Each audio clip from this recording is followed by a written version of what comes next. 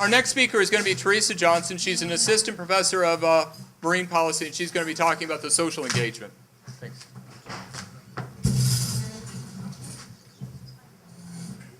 So I assume this is all working. Okay, so yeah, thank you. I'm one of the kind of folks that Mike's talking about who likes to work with stakeholders, who likes stakeholder engagement, really enjoys getting out there and talking to fishermen and regulators, other folks. It means a lot to me to have our work be meaningful. So that's I'm going to focus on that aspect today of our work. So as Mick said, I'm the Human Dimensions Research Leader, a social scientist in the School of Marine Sciences.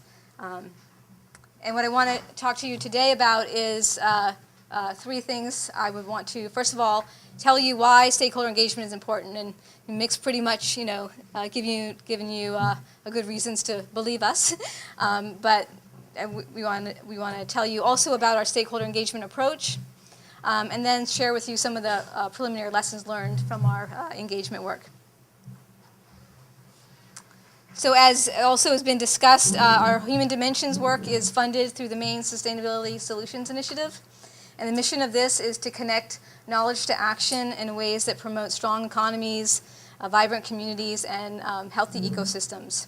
And there's a strong focus on our efforts on interdisciplinary research and stakeholder partnerships. So those are two things that really drive the work that we do here. So again, we all kind of know here, I think, that stakeholder engagement is very important. There's widespread evidence in the literature and just our practical experience that social acceptance is critical in gaining, moving forward with renewable energy. People care about their communities, they want to be informed, and if you don't recognize that, you're probably going to run into some problems. Our work is also informed by a lot of understanding related to how do we engage stakeholders in research. There's a lot of evidence and that active, iterative, and inclusive collaboration, two-way partnerships, two-way communication between researchers and stakeholders is critical for building mutual understanding, reducing conflict, building trust, and it also allows us to take into account local knowledge and cultural traditions in our work that makes our work more effective and work out better. So here I'm sort of, I feel like I'm talking to everyone who pretty much knows what we're all about, because you all are, and many of you are our stakeholders. We consider our stakeholders to be the industry, RPC, the small sites, the members of the community that are going to be impacted by tidal power, the state and federal agencies that ultimately are going to decide, in some cases, whether some projects move forward, the tribal interests in the areas, and also the users of the bay, the fishermen, the aquaculture, recreationalists, people who live and work and care about the ecosystem that we're involved with. We consider all of these folks very important to moving our project forward.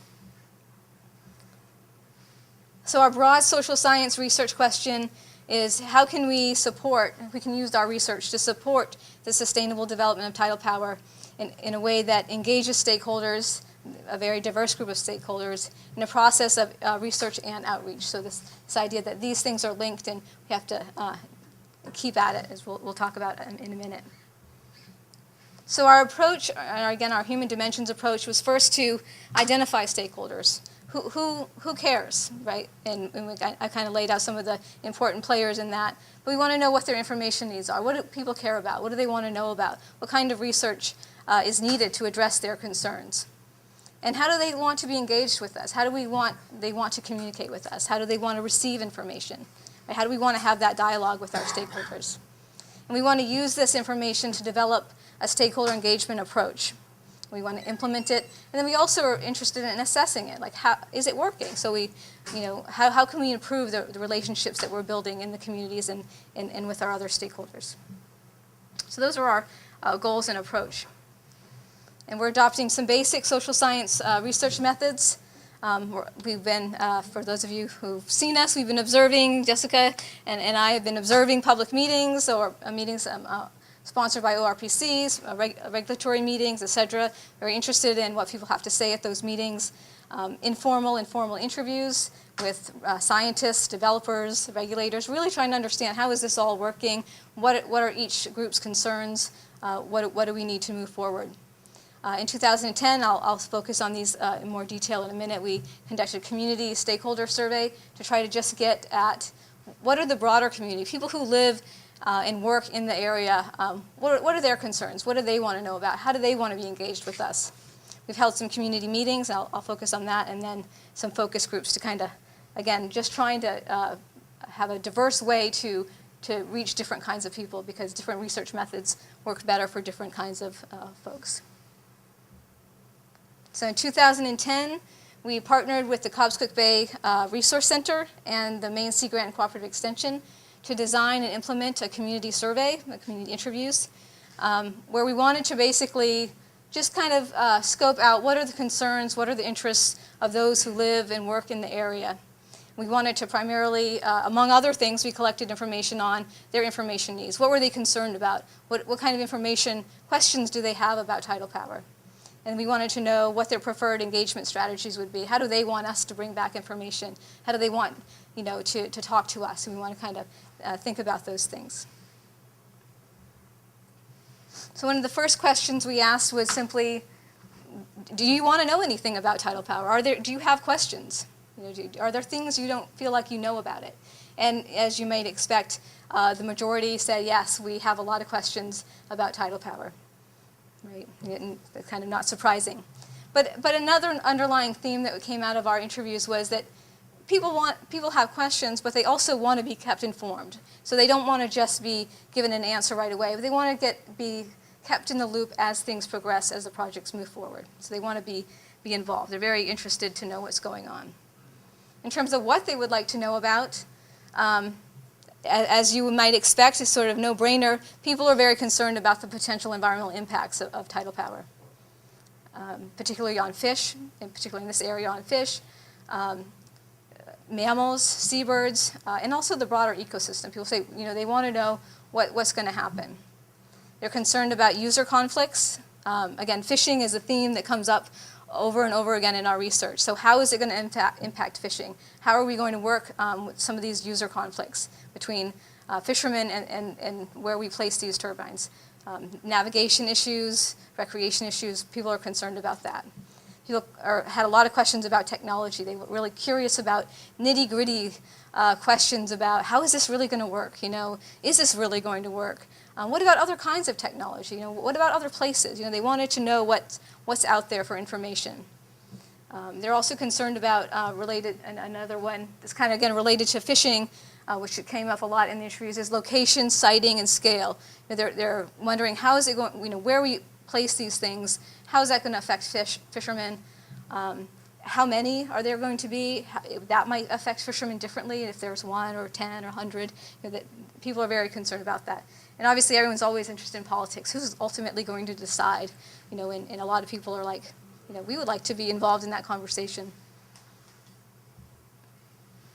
So again, the next one of the other questions we had is, how do you want to be engaged? How do you want to interact with researchers and others? How do you like to receive information? And as kind of surprising to us, but not really when you think about it, is public meetings. People in this is broader folks that live and work in the area. They thought, we'd like to have more public meetings, which many of you that have gone to a lot of public meetings might say, what? Public meetings? That's kind of crazy. But in this area, I think people like to get together. They like to, and they're not talking the formal, we sit up here and tell you kind of meetings. They like meetings like this, where we're all around a table, keep it informal, and have an open conversation. People like that kind of meeting. So that's what they're thinking about. They also recommended using newspapers, face-to-face meetings. They said, talk to us directly, right? Don't just, put it out there in hope that we get it somehow, right? We want to be told face-to-face. And then internet and things like that. We also heard a lot of recommendations about style. How should we present our results, right? And I'll give you a couple examples of that. And I thought these were kind of interesting. For example, we need to talk to people on their level, right? There's concern that scientists just talk at people or use a lot of jargon. But people in the area said, no, we want to have real conversations with people. We want to be, not talked at, that sort of thing. Be made to feel comfortable, right? Learn how to talk to us is basically what they're asking. Boots on the ground is the best way. Talking directly to people, in coffee shops, bars, that sort of thing. Locally, informally. That's what they want, rather than these formal kind of some of the stuffy meetings that you can imagine. They might not like that so much. So we used all this and other information that we gathered to develop a stakeholder engagement strategy, and then we moved on to assessing it. So we decided to focus on, take advantage of the wonderful work that Gail has been doing related to the fish assessment work, and we focused on that primarily because impacts to fishermen and fish were high on the list of concerns that came out of our research. They were very much concerned about that, and we wanted to help develop a strategy to engage fishermen in our process. So Gail had already been working very closely with ORPC and the regulators to sort of identify the problems, right? The kind of information that would be needed for permits to go forward, right? So a lot of that work had already taken place. From our research, in the human dimensions research, it was clear that the community members also wanted to be a part of the conversation. They wanted to be brought in. Their concerns were also very important. So we thought about the kinds of information engagement strategies that the community had recommended to us, and we said let's use that as the basis for our engagement strategy. So we held, we started off with a community meeting in April 2011. We brought in we invited the public, we followed our guidelines, we advertised in the local newspaper, we sent some direct mailings to people, and we invited a lot of fishermen in particular because that was identified as very important to our project. And we sat people around tables with maps, and we talked about our research plan and said, how can we improve the fish assessment work? And Jeff's going to give you some more details about the details of that. But that proved very valuable, and then the fishermen and others at the meeting provided a lot of details, recommendations for where to do some of our biological sampling. So it was really, so we took that information from them, incorporated that into our research plan. We went out and conducted the research, collected all the data, and then we went back to the community. We said, okay, now we've done all this work, analyzed the data. The community members, as I said, want to hear back. They want to know what we found. So we went back to the community, held a meeting the following February. We got more insight from them, more ideas, more ways to improve our research. And then we incorporated that again into our this year's field season, and then we're planning to go back there again with our findings and hopefully continue this dialogue. We talk about going around the loop. This isn't going to end anytime soon probably. We have to keep going. Oh, we went to Japan, as they said, and apparently that stuck. That's interesting. So this is a handout we didn't hand out in Japanese because we're good communication folks. We don't hand out things not in English. So one of the concerns we had that came out in the field work was that the fishermen really wanted to know where we were going to be doing the biological research. Right? They were very concerned about gear conflicts, particularly with the lobster fishermen. They wanted to know when and where we would be towing. Right? So we thought about it again. What are the kinds of recommendations did we hear about from the social science research in order to sort of get that information out? So we put mailings together. We mailed some fishermen the tow locations of where we would be towing. We tapped into our community partner, Chris Bartlett at Maine Sea Grant and Cooperative Extension, and he was very nice to put the flyers up where fishermen could read them. He put them in the seats of fishermen's cars. So ways to we used a local way to get the word out. Because you have a high potential of a lot of conflict there. And so one of the, so thinking about our feedback, how are we doing when we went back in February, when we wanted to sort of get a sense of, is this kind of approach working? Do people like having these kind of meetings, or was it just our imagination that they said this? So at this meeting, one of the fishermen that was particularly concerned about the where were we going to be doing our work, let us know what he felt. He said, I was very upset about this, but he's very happy with the way we handled it. That we immediately went out and we distributed the information that they needed in the ways that was accessible to everybody. So that seemed to be a good strategy for getting that information to the fishermen. We also held some focus groups last summer, again trying to get a sense of, how do people like this process? Do they like coming to these meetings and that sort of thing? And we got some feedback that the meeting was very positive.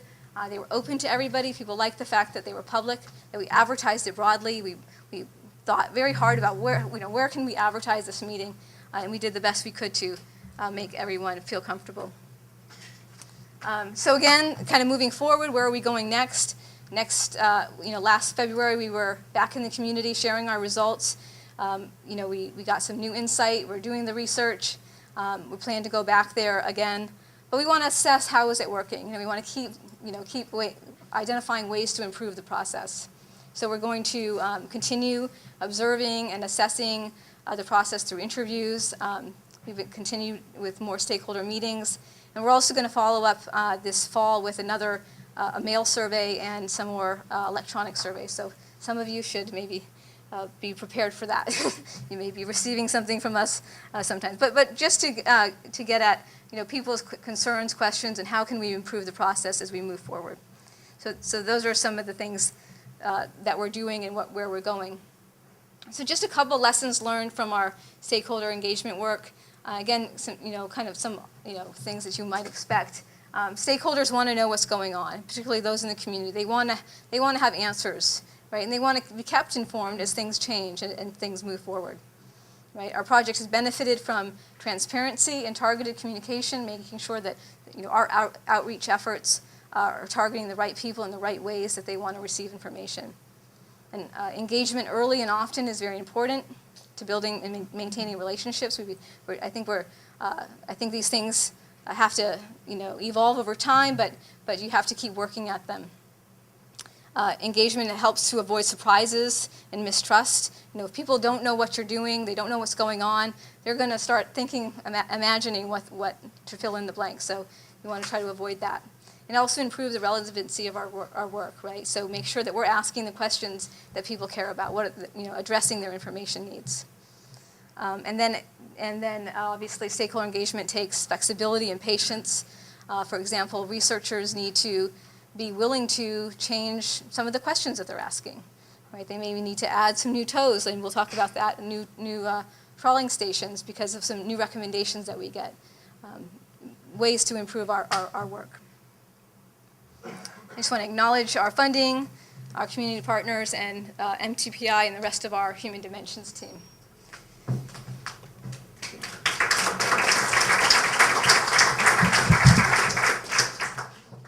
I'm going to pick up where Teresa left off, and a lot of the work that we're doing, as she said, is working with stakeholders, trying to understand stakeholder interaction. So the part that I'm going to present right now is our work that's focused on the regulatory process and the stakeholders that are involved in the regulation of these new devices. So just to give you a little bit of a roadmap of what I'm going to talk about, I just want to give you a little bit of context and background for where the regulatory piece comes in and why it's so important that we're doing this research. And then talk specifically about the human dimensions research that's focused on this, our approach, our methods, and our findings. And again, remember, this is part of a larger study, but I'm going to focus on the one piece of this human dimensions work. And then similar to Teresa, I'll share some of the lessons that we learned from this piece. So, as many of you know in this room, since the mid-1990s, there's been a really growing interest in new renewable energy technology, particularly marine hydrokinetic or MHK devices. And just by looking at these pictures and from what you know, this is a new generation of ocean energy technology, and there's a lot of uncertainties involved in this. As Mick already pointed out in the beginning, there's a lot of uncertainties, including what is the resource available, what is the commercial viability, what is the impact on the environment, and what are the social impacts and social acceptability. But perhaps one of the biggest obstacles is regulatory uncertainty, and this is widely known that it can be one of the most significant non-technical obstacles for widespread commercialization of ocean energy technologies in the United States. So there's a lot of confusion when these came on, began growing interest in these technologies on who was in charge, what was involved in the process, who did they need to talk to as developers to get this into the water. So our work focuses on just that. We were really interested in understanding and documenting this process so that we can inform the process and maybe improve the process as it moved along at this site and as to other sites in Maine and beyond. So we wanted to know who was involved in the process, what is their role in this process, and then we want to step back from it and understand what their perceptions are. What has their experience been related to the process itself? What are some of the knowledge gaps and uncertainties that they see moving forward and that they need in their work? And then what are some of the challenges that they faced in their work on tidal energy development?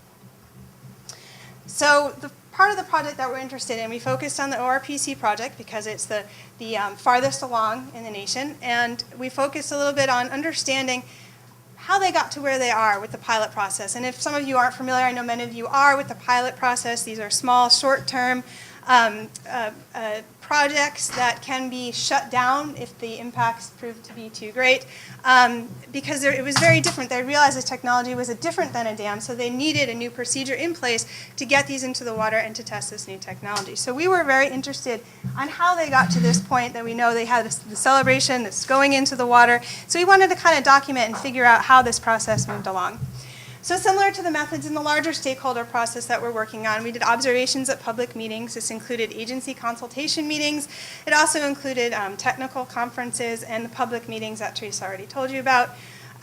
We also conducted interviews, semi-structured interviews, and for the research that I'm presenting today is specifically based on 15 interviews that we did across the board with developers, regulatory and resource agencies, and also a lot of informal conversations that we had as well, and including also document reviews, some of the agency guidance that we used as well.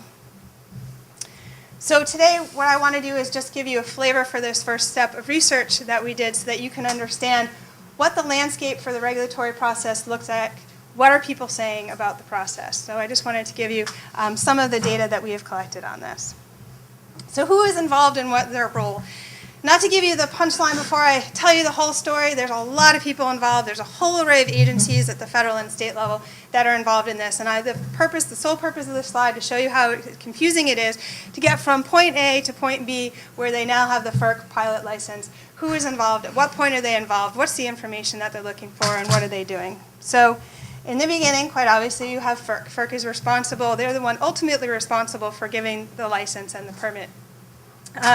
We also, at this point, have U.S. Army Corps of Engineers is involved. Nothing can get into the water without these two agencies. They're responsible for the permits for construction, any dredge or fill in the waters of the United States. And I should say that there's many mandates behind all these roles, and I don't have time to go into all of them today, but you will also have a chance at the panels later today. You'll hear more about the different mandates that are involved in each one of these agencies' participations. But FERC, to make their decisions, they have to take input from a whole lot of other agencies. So I just want to give you a flavor for who else is involved in this decision making. So at the state level, you have DEP, and they have to issue water quality certifications. Also at the state level, you have Department of Conservation. They issue the leases. They also have to take input from Maine Historic Preservation, impact to historic resources, into their decision making process. We also have the resource agencies involved at the federal level. That's NOAA, who is involved, and U.S. Fish and Wildlife Service. And at the state level, you have DMR, and you also have IF&W that have mandates for impacts to their trust resources. And last but not least, you also have the U.S. Coast Guard that is involved that will assess the impacts to navigation and navigation safety that may come in a little bit later in the process or in this instance. So we know the agencies that are involved, the people that are generally involved, and they're coming in and out depending on what the issue is on the table at the time and what their participation warrants. So we wanted to understand, well, what are their perceptions of the process, what's going on, what are some of the knowledge gaps and the challenges. So just to give you a flavor for what we learned and what we heard, not surprisingly, there was this general theme or general feeling of uncertainty, that there aren't any studies out there to base their decisions on, to understand what the impacts are, to put into their biological opinions. There are just no projects out there to be able to understand what these impacts may be or to generalize what these impacts may be. And this is both on the side of the agencies as well as the developers themselves who are saying, you know, there's no experience with this really. And on top of that, you have a technology that's developing and continually changing on a daily basis, and it's hard to keep up with that. So when we asked and we tried to figure out, well, what are the knowledge gaps? What are the main uncertainties? And not surprisingly, topping the list was impacts to fish. Also, they were concerned about impacts to birds, marine mammals, impacts on water flow, or what is it going to change the tidal regime? What are the impacts on the substrate? Some of the other concerns that we heard throughout these interviews and our observations were that there's really a lack of site-specific information with which to make these decisions, and this includes area circulation models. It also includes navigation uses, simply who is using this area, what vehicles are transiting this area, and when. They don't have that fine-grained information for the area to make the decisions. So how do we move forward then if we don't have this information? You know, we have to make our decisions based on our mandates, on the best scientific information available. If we're in this uncertain context, how do we move forward and how do we make decisions? And overwhelmingly, again, what we heard was, well, we're learning by doing. You know, there is no experience, there aren't any of these in the water, but we're kind of learning as we go along. And FERC was kind of learning as the things were coming into the water. And there was this understanding and this feeling that things are going to adapt and change as we learn new information. Not only adapting and changing the technology itself, but the process they're going through to get these permits. And again, there's this sense that it's experimental, you know, that we don't know what's going to happen when they go in the water, but that's part of the reason that we have the pilot permitting process that's the 8-year process rather than the 30 to 50-year process of a conventional dam, so that we can learn how to change the design of the technology when we realize some of these impacts, how do we address them. And again, the sense that it's an adaptive process, and not only in terms of changing what the technology might be, but also changing how we are going about working through the process with the other agencies, with the developer itself, that things that we're learning now, there was a sense that things that the agencies and the developers are learning as they go through, they'll be able to change the process a little bit more as they go through it again. There was also a general recognition that there needed to be more coordination among the agencies themselves in moving this forward. And there was a recognition that they're learning how to bring all the agencies that need to come together more proactively at the table. There was an emphasis on streamlining the process and coordinating the process so that they would avoid any duplication of effort, so you don't have more than one meeting on salmon. You can all get together and have that meeting on salmon. And the reason they are doing that is they can present one view to the licensee and not confuse the process. So being able to come together, work more coordinated, more proactively, then they can deliver the information that they need from the applicant in one voice. What are some of the challenges that we heard? Well, there's still a lot of knowledge gaps and uncertainties, and as you'll see today, we're tackling many of those as the Maine Tidal Power Initiative, but in traditional agency decision making, they have to make decisions on the available information, what's known now, and so they prefer to make decisions on what some of that potential impacts could be. It also takes a long time to gather that baseline data information that's needed to make decisions, and that takes a long time. And also timing of involvement. If agencies aren't at the table when they need to be at the table, then down the road this can cause problems. So what are some of the lessons that we learned from this?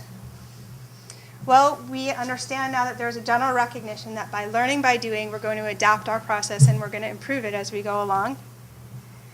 Not only in terms of if we find that the environmental impacts are great, the process itself has institutionalized itself with a pilot process that it can be removed or changed if impacts prove too great.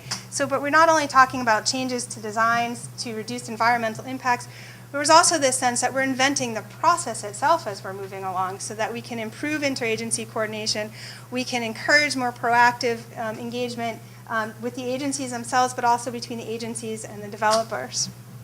But again, there are some challenges here. There is that tension between needing the baseline ecological data to be able to move forward, and there's the developers who have to show progress and moving forward to their investors. So there's a little bit of tension there. So it becomes more and more important that we were learning to continue the proactive engagement and the collaboration, and moving forward with our research, what we're trying to do is continue to understand those interactions between the different players involved in tidal energy development so that we can help move that process along, improve that process, understand how the information is flowing from the different players, be able to understand how to get that information where it needs to go, get through some of the bottlenecks in information, and move forward. And that is all I had for now.